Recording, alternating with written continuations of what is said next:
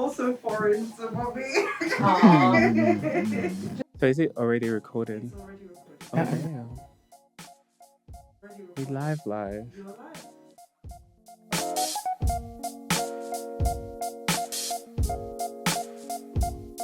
Hi, everyone. Welcome back to another episode of The Modern Man, Conversations on the Human Experience. I'm your host, Hamza, and today we have a very, very, very special guest, my mom. Hi, Mom.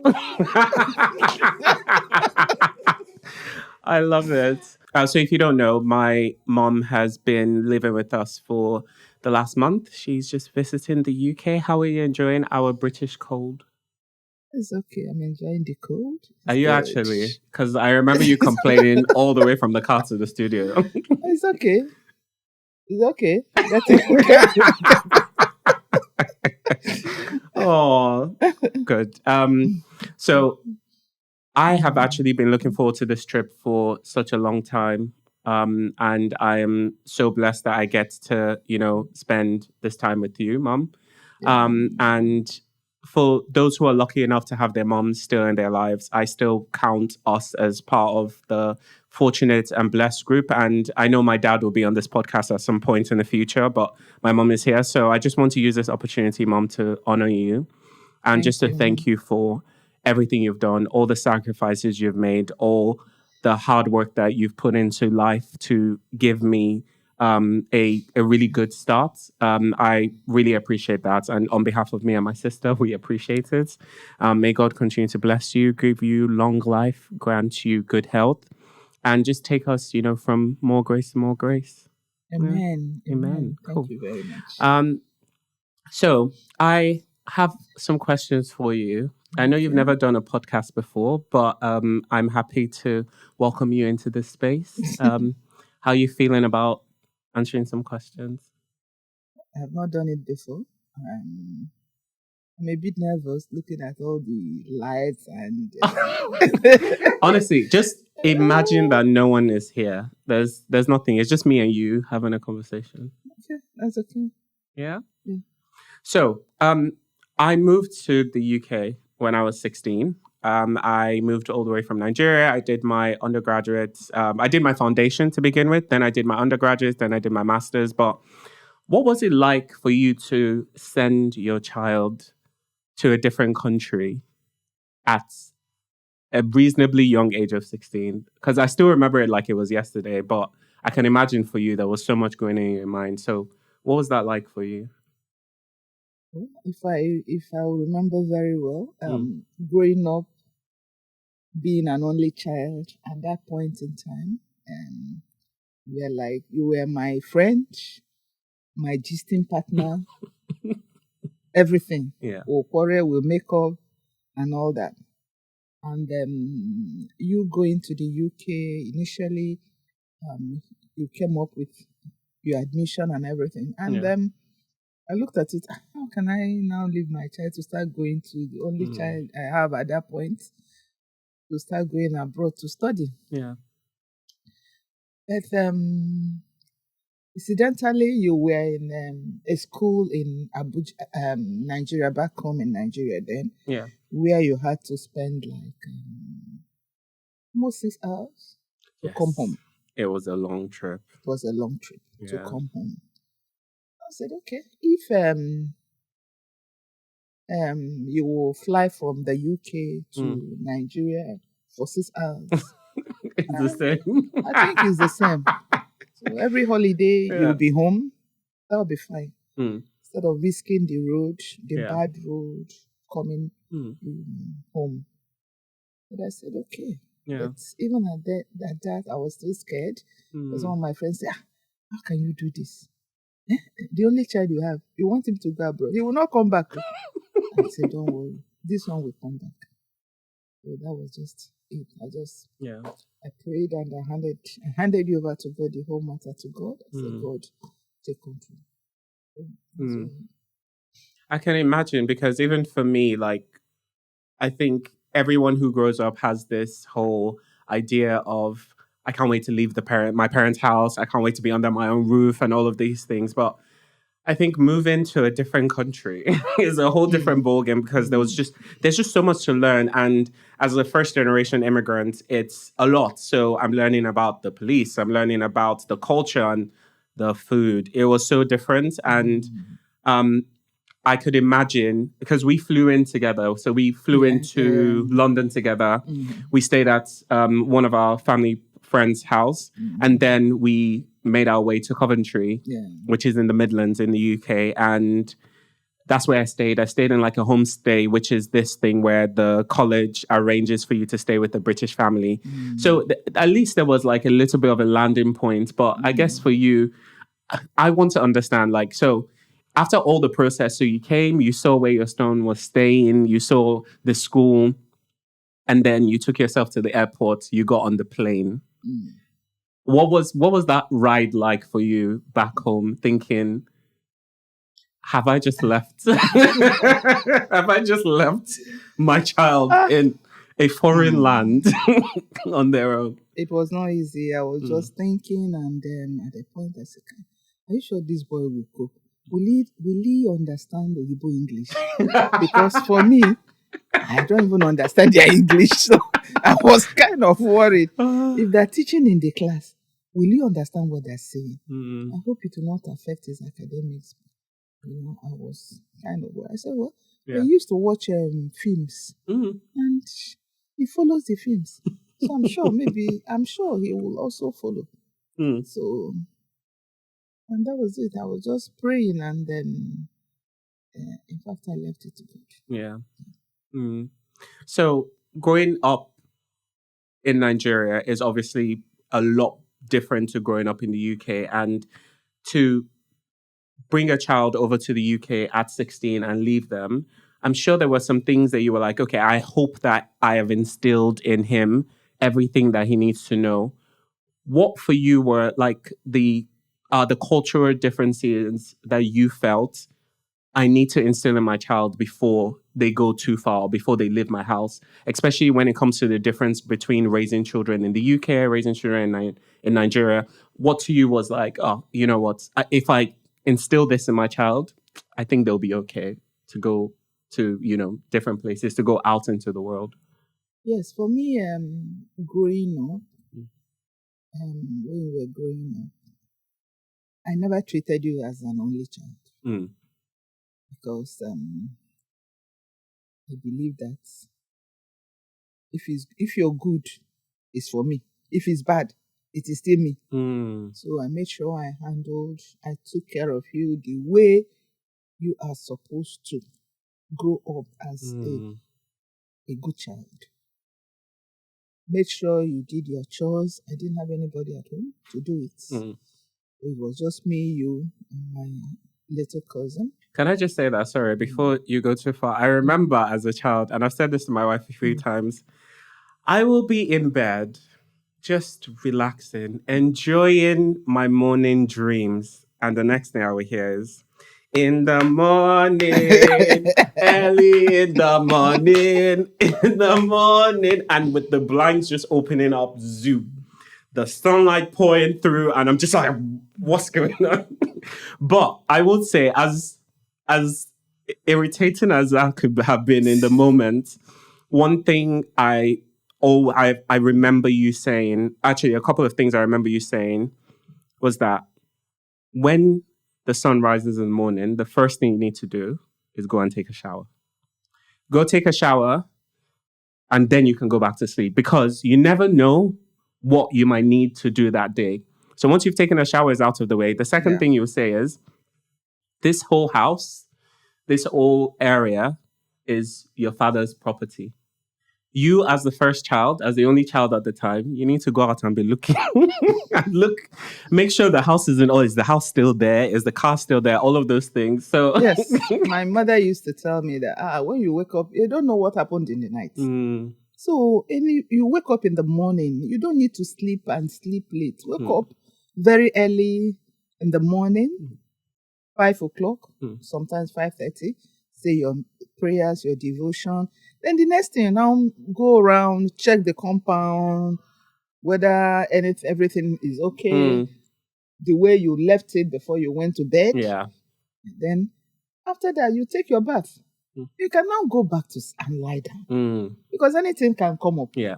You might have an emergency. They'll call, where are you? It's not then you now start running about to go and take your bath and all that.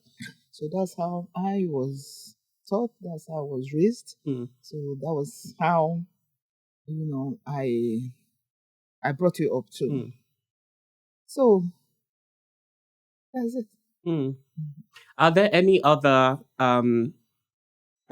values that you remember that you felt I have to instill in my child? So you talked about being responsible and doing chores. Yes. Is there any other thing that comes to mind? My child, then I always told him, growing up as an only child, that my mother will always tell me then that an animal that walks alone I remember this one too. will always has plenty sense.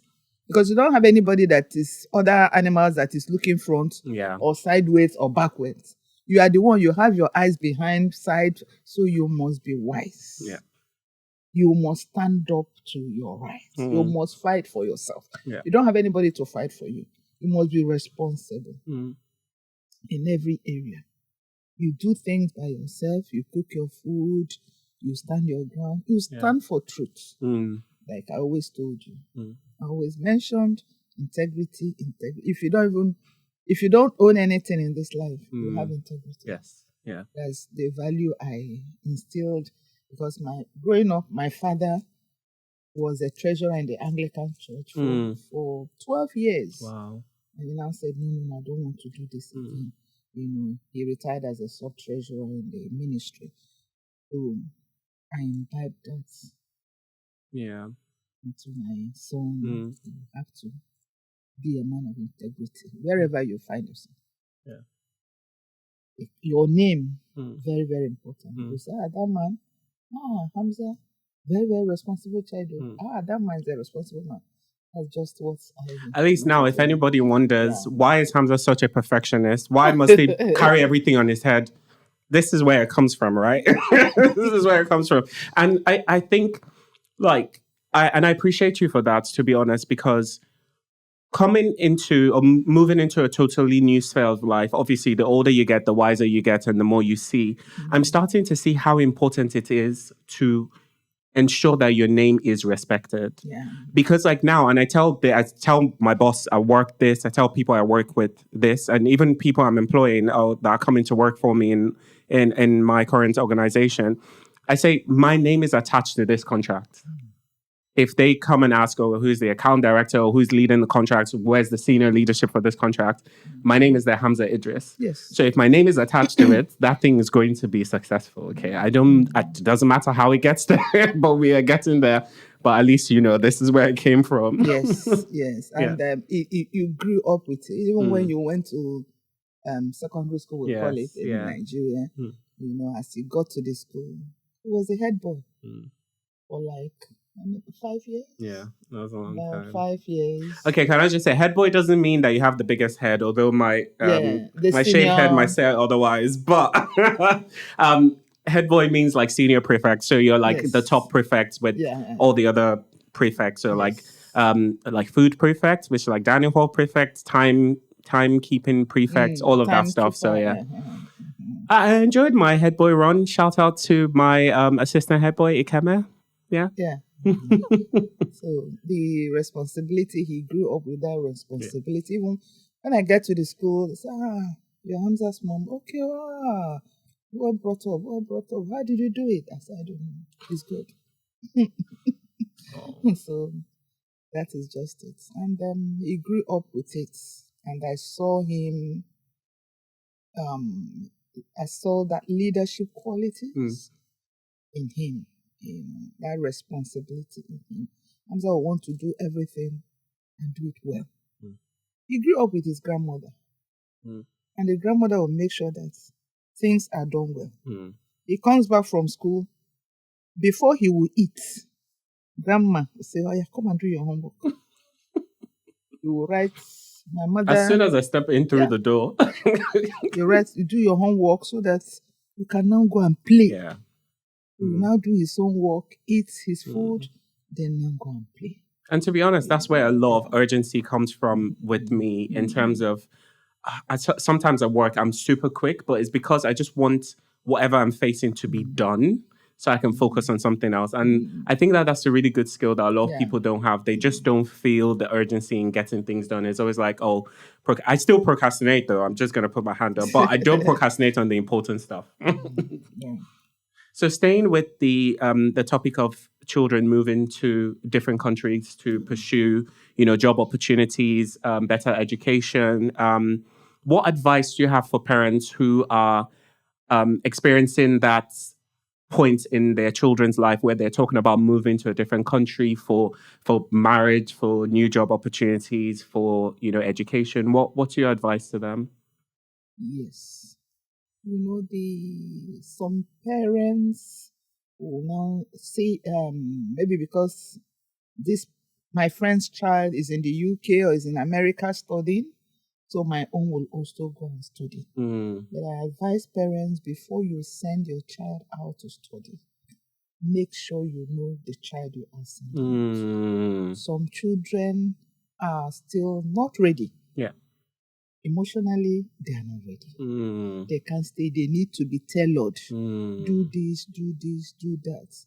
You don't, and coming abroad, so much freedom, which is not good for a child that is not stable yet. The child will not know what he or she is in the country for. And so many vices at this point in time. You can, imbibe so many things, so many noise in his head. So it's always advisable, before you send your child out to a foreign country, far from you, ensure you know the child you are sending. Okay, this one, I'm not saying you can vouch for your child, but at least to an extent. Yeah. Okay, this one can. Okay, let's see how it goes. Yeah. This one can go. But for this one, no. This one should stay first. I remember those days. My auntie would say, "Oh, my child is not going to the UK, America yet. He has to do NYSC, 2 years NYSC in the house before he will go and start." Not 2 years NYSC yes, in the 2 house. years in the house before he will now go abroad to study. So that's so that he can be able to. Some children, they can't even boil water. Preach. They can't. They cannot wash their clothes. Preach. They cannot manage their finances. So you now send them abroad. Every day they're calling you money. They can't take care of themselves. So in raising a child, what would you say, or take me specifically in raising me, what would you say were some of your biggest challenges, if any? Halo on my head. What are some of the biggest wins that you've had? What has life taught you since being a parent to me? Raising you, then I was younger. I remember those days.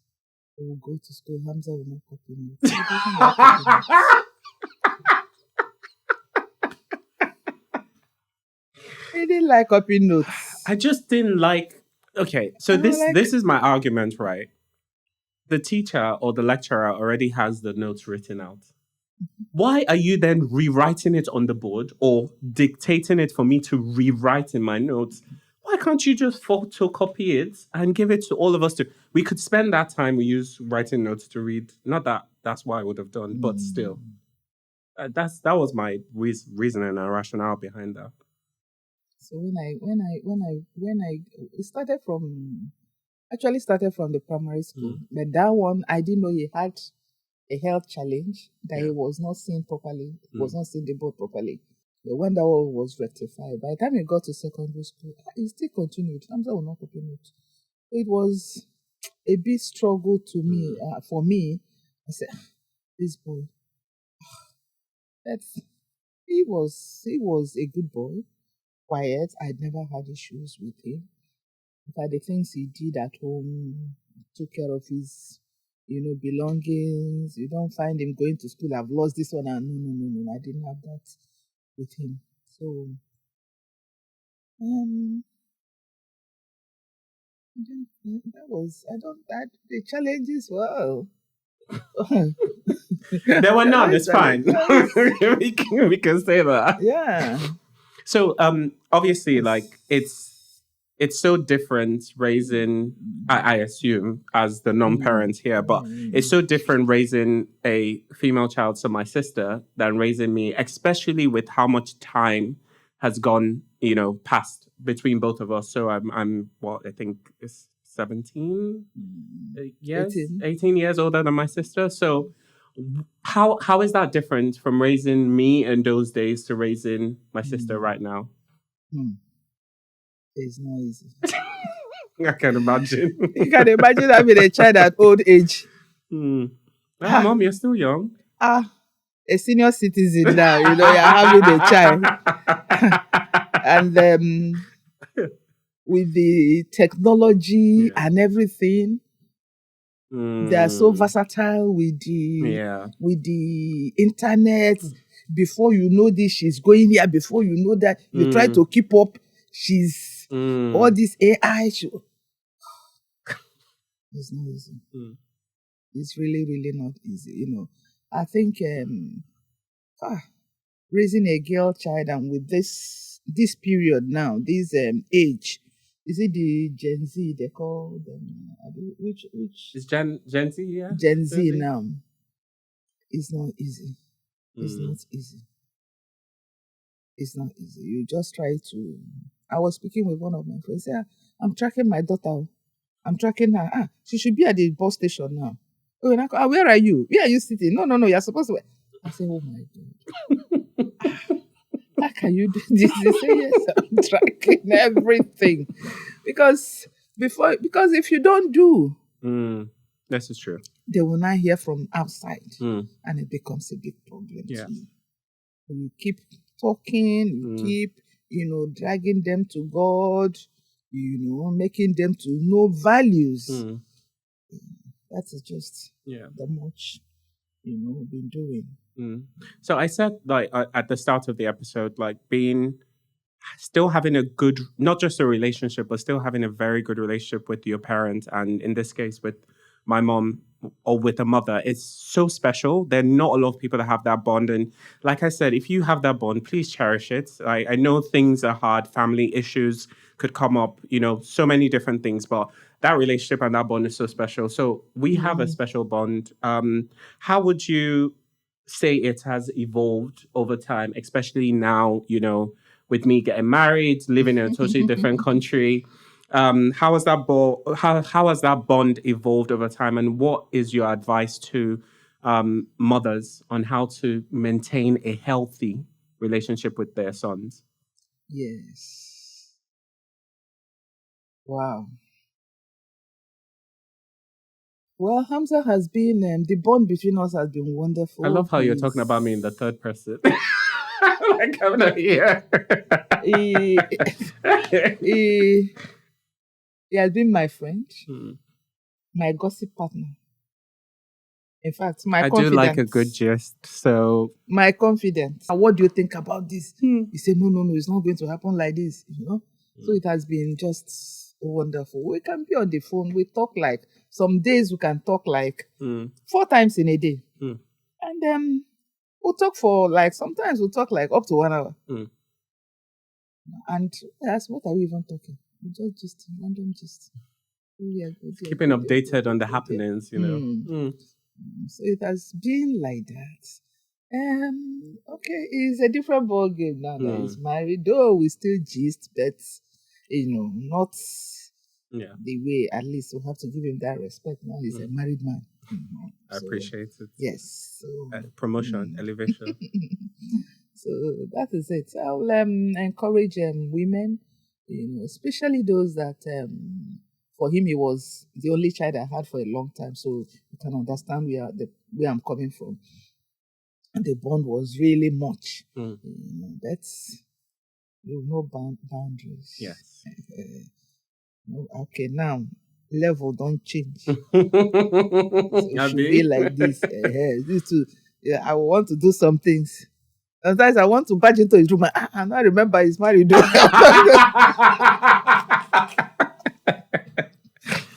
honestly, like, it's still so weird because, like, we haven't spent as much time together. Yes. But like nowadays, when I'm like in the room or doing something, I'll just hear like the ever so soft knock, like pum pum pum. I'll be like, Mom? It's like, it's still shocking. Like those days, it's like, it's your own house now. You just knock and open the door. Now it's like, I'll just open hello, the door. can I? I'll just open the door and go and lie down on the bed. But this time around, I even to pee the room.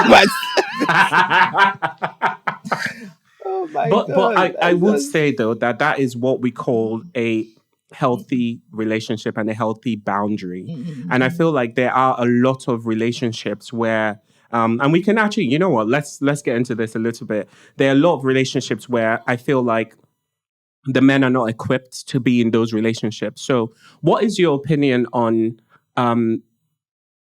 the idea that, especially for our culture, a lot of female children or a lot of females are almost like prepared for marriage, and you have the men who are prepared for corporate success. Let's say that, you know, they're prepared to go and make the provision for the family, but they're not prepared on how to take care of the home as well. Because nowadays, like, the women are working almost as much, if not more, than the men, and there's an expectation that the woman will come back home. This is in a traditional, you know, heterosexual relationship, but the woman will come home from work, will still take care of the house, take care of the children, make food.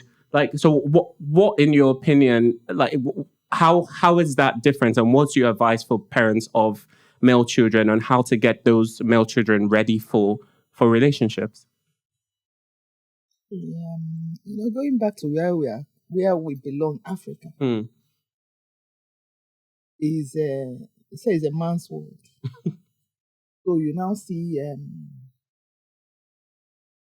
the boys will come back from school, they'll just eat, carry their football off, they go and play football. It's the woman that will sweep, the woman will cook, the woman will do everything. We are now training the girl child. Meanwhile, the boy cannot even wash his clothes, cannot even wash his boxers. And you expect him to marry. I mean, you now see some of these boys, they can't even take care of themselves. When you didn't raise a boy properly, you didn't teach him that you're supposed to wash your clothes. You didn't teach him financial management. You didn't teach him respect, which is very, very important. Preach. Respect for himself, caring for himself. You give out what you have. Yeah. You don't Facts. give out what you don't have. Yeah. If you don't care for yourself, how will you care for somebody? If you don't respect yourself, how will you respect somebody? Yeah. So you don't teach them all that. And you now expect this guy to marry tomorrow. That's okay. This boy is too stubborn. This boy does not know anything. This man, look at him, he's 30. He doesn't know anything. Then somebody say, let him just go and marry. Let him just like, that will solve all the problem. Let him go and marry. By the time he gets married, his head will be correct. As if you are marrying him, there's a psychiatrist that will marry him to correct his head. So I don't understand. A girl is coming from a different background, well-groomed. She's working as well. The guy is also working. She comes back from work. The guy has already scattered everywhere. He will eat, he will not wash plates. Ordinary boxers, he cannot wash. That is not right. We fail to take care of our male children. We give emphasis on women do this, women. In fact, it's just too much. Yeah. And we will encourage parents to also give attention to their male children. So by the time you don't, prepare them, they become emotionally imbalanced. Emotionally imbalanced. You see them having issues. Yeah. You can't take care of finances. And you cannot be there 247 to be supplying them with all the money in the world. This is true. Yeah. Because they start a job, before you know it, wham, he has finished the money. Salary is gone. Before you know it, he's married. They married that psychiatrist for him. He cannot take care of himself. Yeah. Before you know it, children start coming. And the cycle starts again. It starts again. So I really encourage parents to please also lay emphasis on their male children. They're equally important. For the sake of the woman that she's going to marry. How to be a better husband, a good husband, to have a good wife, so that there will be a balance. And even to add on to that, like, not just, I know that, not everyone is interested in being married, but not just only being a better person for the person you're going to marry, but being a better person for yourself. And for the community. We all live in the same world. It's just like someone who comes on a bus, like, for example, some of us that are well, I'm not sure I can class myself in that category, but if you're a public transport user, if you go on a bus, for example, and there's someone who has really, really serious BO, it affects the whole area. So it's just like if you get someone who goes and has no self-respect, has no care for anyone else, and they're shouting on the train and they're being a nuisance, it affects everyone. So you're not just being a good person for yourself, and you're not just being a good person for who you're going to get married to. You're not just being a good person for yourself, but you're also being a good person for society. Exactly. I think that's what a lot of people forget, like there are a lot of, and something else that, we were talking about briefly on the way here. How do you feel about, because guaranteed there are a lot of parents that are really doing the best that they can, with what they have. How do you feel about the mentality of a lot of grown men still blaming their parents for all of their, all of the negative things that they are facing right now, all of the emotional immaturity that they have? At what point can we expect a son or a boy, now man, to develop themselves and to learn from themselves and to start their own emotional maturity, their own growth?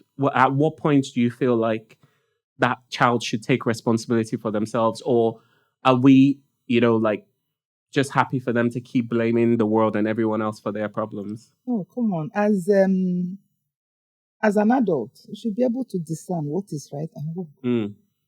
Your parents did not bring you up well. You should be able to know, no. This area I'm going to, I think is wrong. There are some other things that you learnt that are bad that your parents did not teach you. But what happens to those ones? This is true. What happens to those ones? Yeah. You should be able to know, okay, my parents didn't do well in this area, but I have to be responsible for myself as an adult. It's not every time you blame parents. There are some people that didn't even grow up with parents. Yeah. And they turned out to be fantastic members of society. Fantastic. Yeah. Some people grew up orphans and they are fantastic. They've done so well. Some people grew up in a situation that they didn't even know they had nobody at all. You see them today, they're very responsible people in the society. So I think, to an extent, I think it's even a matter of choice. If you want to be good, you not make up I have to be good. Yeah. Does it mean, okay, if your father is a thief, must you be a thief? That's this question. So that means if your father is a professor, you must be a professor. Oh, so that is it. As an adult, you should be able to know, discern what is right and wrong, and make a change for yourself and for the society, just like Hamza said. Yeah. Hey there, it's Hamza. I hope you're enjoying the episode so far. Don't forget to like, comment, share, and subscribe. It really does help the channel grow. For more info, check out our website at tmmpodcast.com. Now, back to the episode. So, if we think about the world today, for example, there are lots of societal pressures that are put on men. So, for example, being a financial provider and, being like emotionally strong all the time. Do you think any of that is beneficial to the development of a child, and in this case, a male child, or do you think some of them do have more of a negative impact than a positive impact?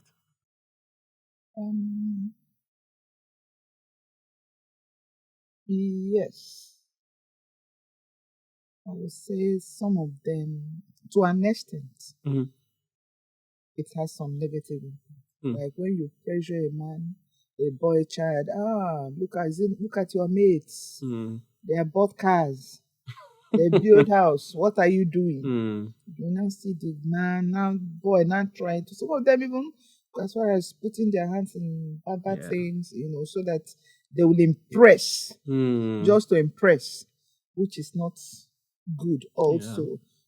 So the pressure is just on the man that you have to be the man, have to provide for your family, you have to do this, you now see the man running about doing this job, doing that job, in order to support the family, which is not all that good for his psyche, because he's also human. Yeah. He's also human.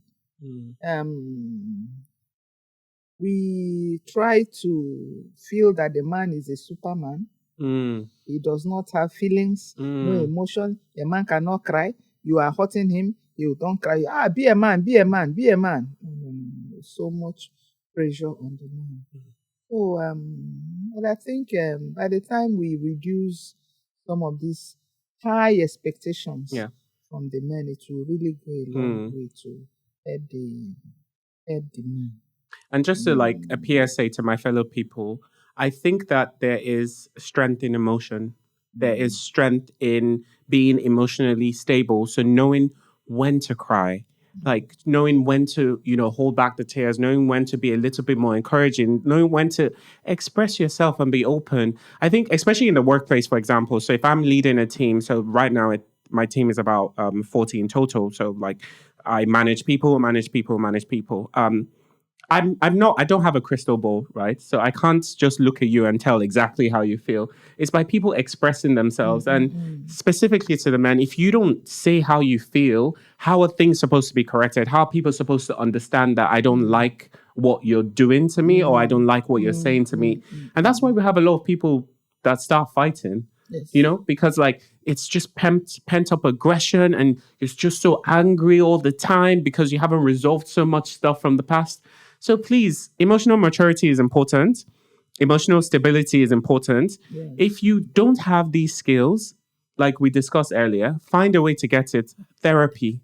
Like, I can't say this enough. I know the world is, and I'm grateful that the world is at the place where we talk about mental health and we talk about well-being and all this stuff a lot.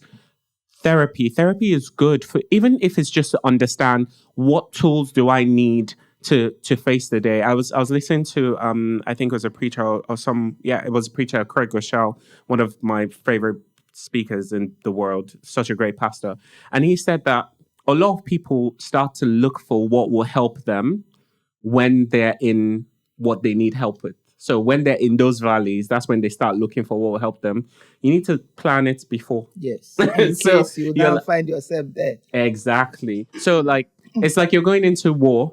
It's not when you get to the battlefield you start saying, "Oh, okay, so do I have gone?" How do you cock it and all that? Exactly. That's not where you do it. You do it in the safety of your castle, in the safety of your area. So the same thing applies to life. So I think it's just to add my own 2 cents. I'm not a parent yet, but like as men, we also need to be emotionally available, emotionally open, emotionally mature. If these are things that you don't have naturally, because it does come naturally to some people and it doesn't to others. If it's not what you have naturally, then go find a way to get it, right? Or learn how to get it.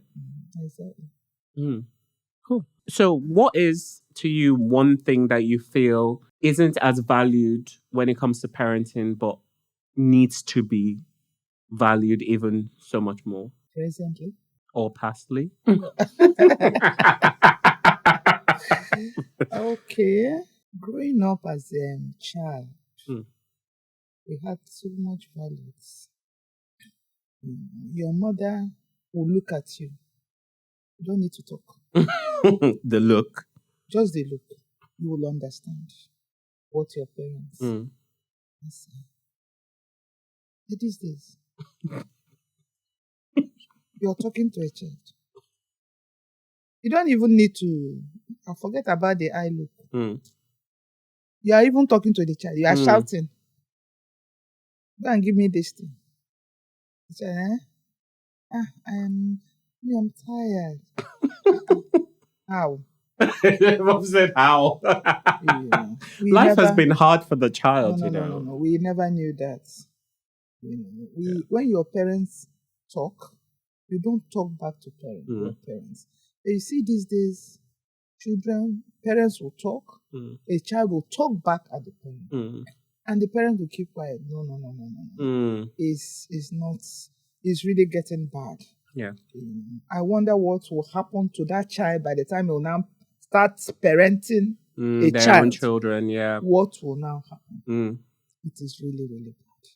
And you see, the way the world is going those days, you will come back from school, your parents will look at your box before you go inside.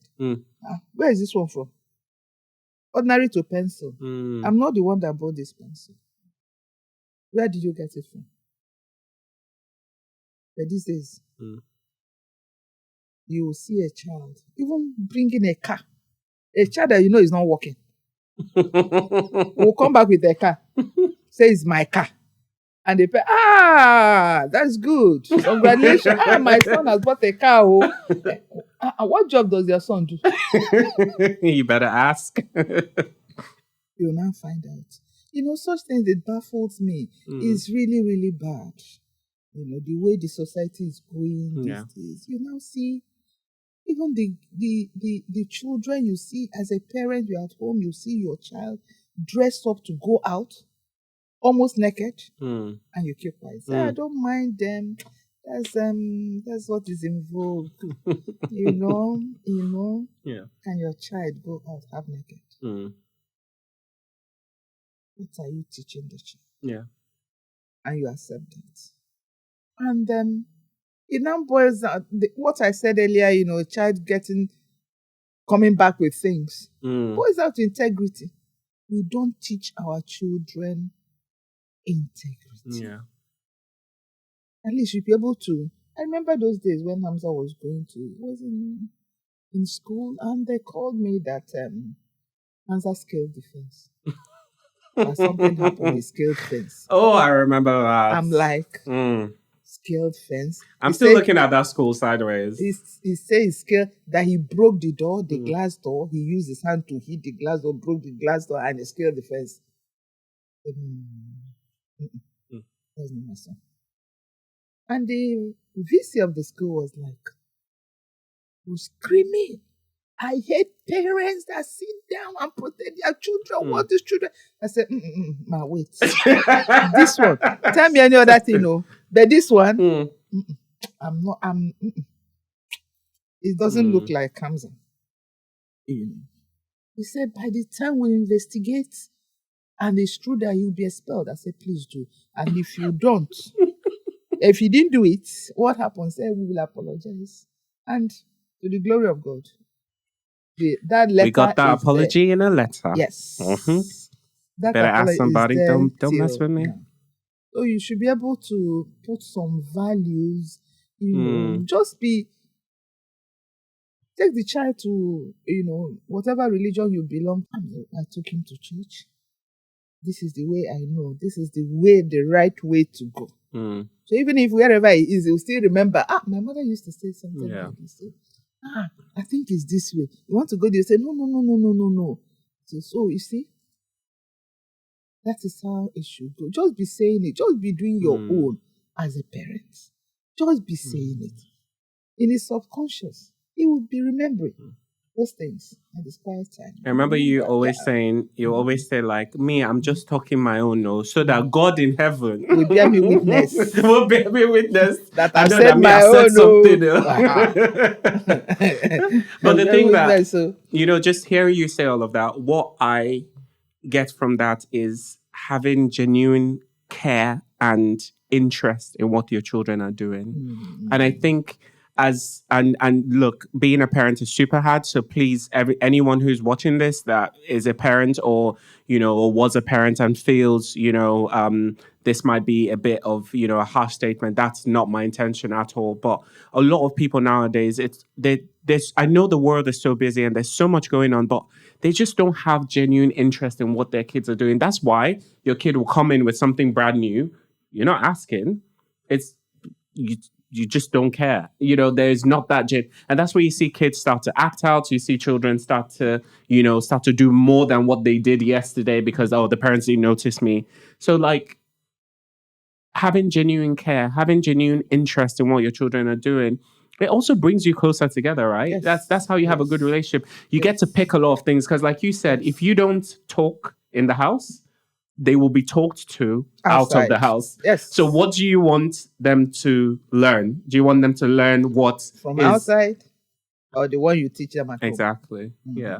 And that's the point. You've been a mother now for almost 31 years. Yes.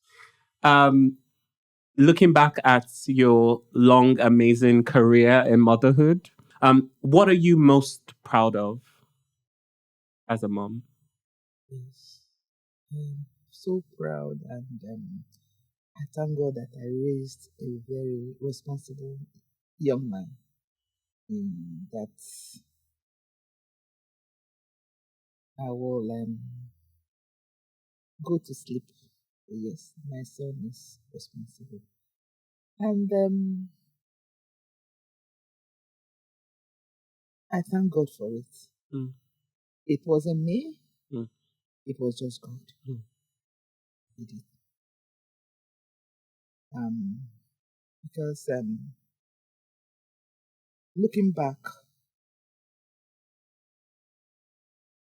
it wasn't easy. But God, really grateful to God. I raised a responsible young man. And I thank God. But they gave him a responsible wife too. Gosh, who's cutting the onions?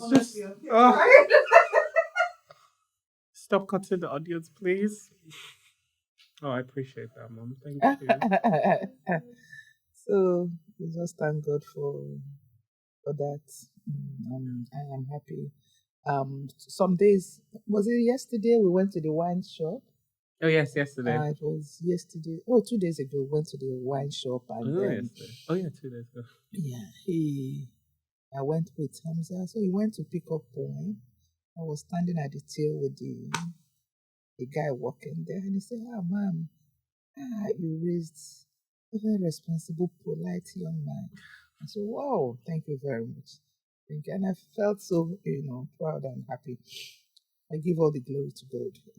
It's just God. It wasn't me in any way. And I thank God for it. And when he was just so getting married, the wife very responsible too, and that makes it two of them. So I am so proud of the children. Thank you, Mom. I really appreciate it. And Mom, I cannot thank you enough for taking your time. Don't worry, I'm writing your paycheck to be with you shortly. But Mom, I'm so blessed to call you a mom. I've been so fortunate for everything that you've done for me and my sister. I can only repay you with thanks and prayers, and I know that God will keep you healthy, give you a long life in good health, and most of all, enable you to see and reap the fruit of your labor. And I'm really confident that God will do that. So thank you so much for joining me. Have you had fun? It was really nice. See, it wasn't as bad as you thought it would Yeah. be. Thank you. Yeah?